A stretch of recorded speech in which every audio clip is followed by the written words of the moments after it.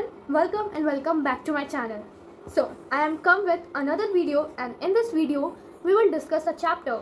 The first chapter of science class 10th book is the chemical reaction and equation. So, I hope you are very excited for this chapter. So, without any wastage of time, let's get started our video. And I am guarantee you in this 15 minutes you will have definitely cleared this chapter. अब जो मैं आपको पूरा chapter 15 minutes में summarise कर दूंगी with notes and all diagrams that will important you. और हाँ, लास्ट में हम कुछ इंपॉर्टेंट क्वेश्चन भी डिस्कस करेंगे जो इस चैप्टर में से डेफिनेटली पूछे जाते हैं. मैंने अभी रिसेंटली क्लास 10 के एग्जाम्स दिए हैं, तो I have better idea that will definitely help you. So let's get started.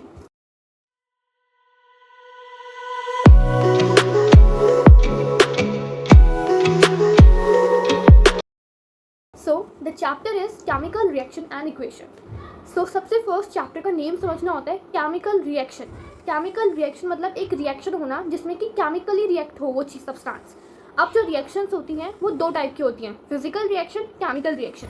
Physical reaction में क्या होता है, हमारी जो फिजिकल अपीयरेंस चेंज होती है. फॉर एग्जाम्पल, अगर मैंने बालों को कट करा तो बाल थोड़े छोटे हो जाएंगे. यहाँ पर थोड़ा बहुत चेंज तो हुआ लेकिन वो फिजिकली चेंज हुआ. केमिकल रिएक्शन में होता है जब दो चीज़ें कंबाइंड कर दी और एक न्यू सब्सटेंस ही फॉर्म्ड हो जिसकी अलग ही प्रॉपर्टीज़ हैं, वो अलग ही तरीके से दिख रहा है, तो वो होता है chemical change. And in short chemical change को ही केमिकल रिएक्शन कहते हैं. So the word that is chemical. Now the definition is the process in which new substance with new properties are formed is called chemical reaction. Basically chemical reaction and chemical. So chemical reaction clear हुआ. अब जब दो चीज़ें combine करती हैं तो जो चीज़ें जो केमिकल रिएक्शन में पार्ट ले रही हैं, मतलब जो चीज़ जो प्रोडक्ट है जो मिल रहा है उस रिएक्शन के अंदर, उसे कहते हैं रिएक्टेंट. जो रिएक्ट करेंगे वो होते हैं रिएक्टेंट. फॉर एग्जांपल, अगर मैंने चीनी और पानी को रिएक्ट करा, दोनों को मिला दिया तो एक मिक्सचर बन गया उन दोनों का. ठीक है, अब जो चीनी और जो पानी है वो क्या है, रिएक्टेंट, और जो प्रोडक्ट जो बनेगा वो होगा syrup. I hope this is clear. चीनी और पानी, दिस इज रिएक्टेंट, मतलब इन दोनों ने रिएक्ट करा और बना हमारा सिरप. सो जो सब्सटेंस केमिकल रिएक्शन में पार्ट लेते हैं वो होते हैं रिएक्टेंट, और जो सब्सटेंस केमिकल रिएक्शन के दौरान बनते हैं which are formed in a chemical reaction is called product. So this is done. अब for some example of chemical reaction is digestion of food, cooking of food, rusting of iron, respiration. मतलब ये जो process है ये वापस नहीं हो सकती. अगर यहाँ पे खाना डाइजेस्ट हो गया तो आपको वो खाना वापस नहीं मिल सकता. ठीक है, अगर खाना कुक हो चुका है तो हमें वो रॉ वेजिटेबल्स नहीं मिल पाएंगे. This is the chemical reaction जहाँ पे वो इरिवर्सिबल चेंज है. ओके, जब भी कोई केमिकल रिएक्शन होता है तो हम कैसे पता लगाएंगे कि केमिकल रिएक्शन हुआ है. फर्स्टली एक न्यू सब्सटेंस फॉर्म होगा, इवोल्यूशन ऑफ गैस होगी, गैस रिलीज होगी, चेंज इन कलर, कुछ कलर में चेंज आएगा, चेंज इन टेम्परेचर, टेम्परेचर ज़्यादा होगा या कम होगा, वो डिपेंड करेगा कि रिएक्शन कौन सी है, एक्सोथर्मिक या endothermic. Okay, next is change in state. मान लो लिक्विड से गैस बन गया, सॉलिड से लिक्विड बन गया, मतलब ये होती है केमिकल रिएक्शन की प्रॉपर्टीज. अब melting of ice is not a chemical reaction. Okay, it is a physical change. यहाँ पे केमिकल चेंज नहीं हो रहा है. So how we represent a chemical equation. मान लो केमिकल रिएक्शन हो गई, ठीक है.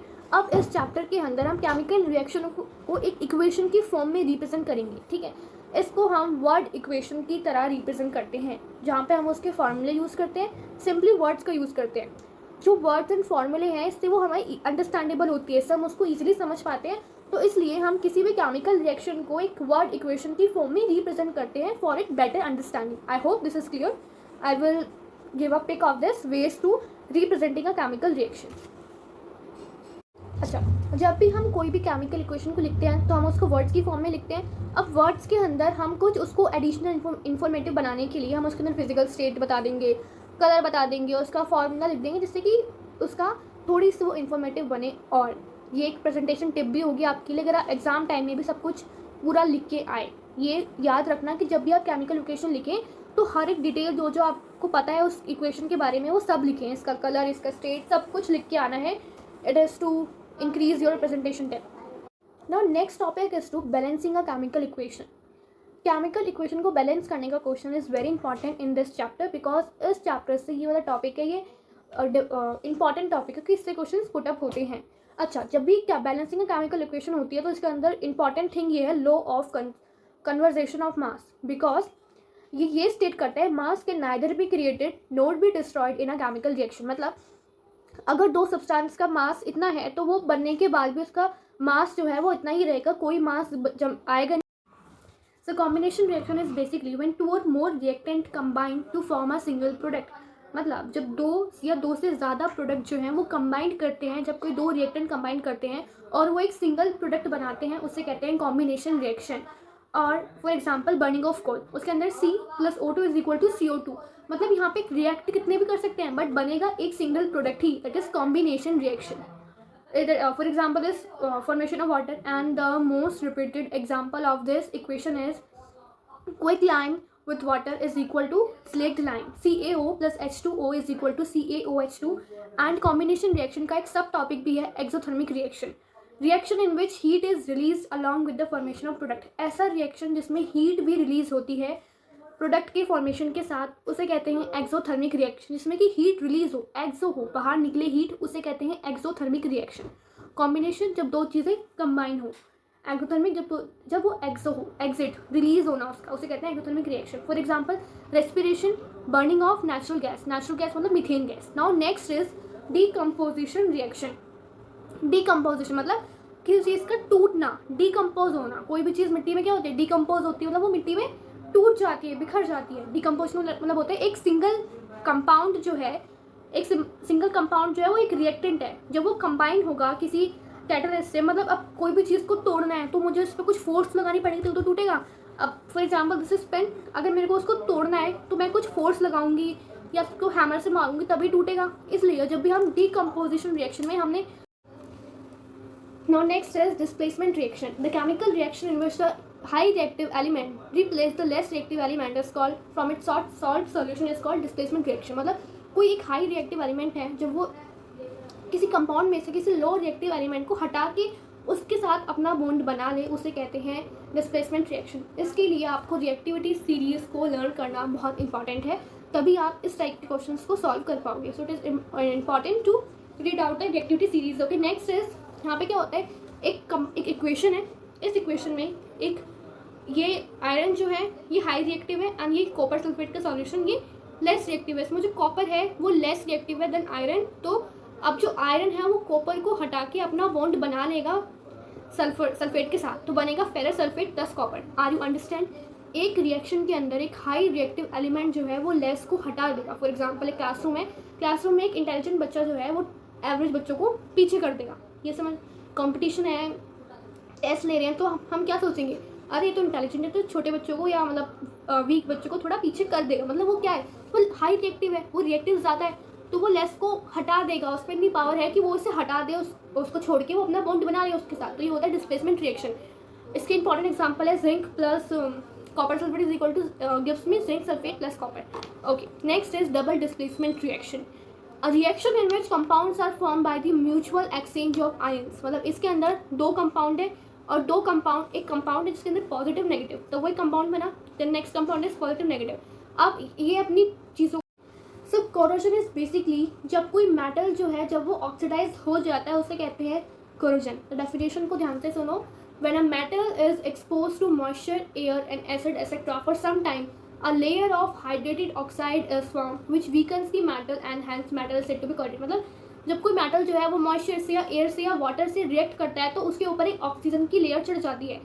ठीक है, अब ये जो हाइड्रेटेड ऑक्साइड की लेयर है ये इस मेटल को वीक कर देती है, उस पर रस्टिंग कर देती है. ठीक है, यही होता है कोरोजन. इसको हम मोर डिटेल में पढ़ेंगे chapter number 3 metals and non metals में. अब कोरोजन से प्रिवेंट करने के लिए हम गैल्वेनाइजेशन, इलेक्ट्रोप्लेटिंग और पेंट्स को अप्लाई करके, ठीक है, गैल्वेनाइजेशन उसको पेंट्स अप्लाई करके हम इसको प्रिवेंट कर सकते हैं. अलॉयज बना के ये सब करके हम उसको प्रिवेंट कर सकते हैं कोरोजन से. Now next is rancidity. The oxidation of fats and oily when expose to air is called rancidity.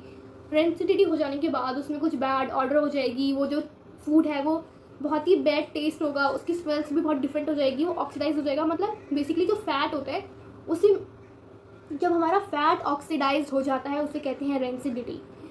Methods to prevent rancidity is by adding antioxidant. मतलब उसमें हम एंटीऑक्सीडेंट ऐड कर लें या फिर उसको हम एयरटाइट कंटेनर में रखें या फिर हम उसको रेफ्रिजरेटर में रखें. ये कुछ एग्जांपल्स या कुछ मेथड्स होते हैं जिससे हम रेंसिडिटी को प्रिवेंट कर सकते हैं. So here is your chapter is done. If you have any doubts late me know in the comment section. I will definitely help you. Now अब कुछ इंपॉर्टेंट क्वेश्चंस जो इसमें डेफिनेटली पूछ जाते हैं हम वो डिस्कस कर लेते हैं.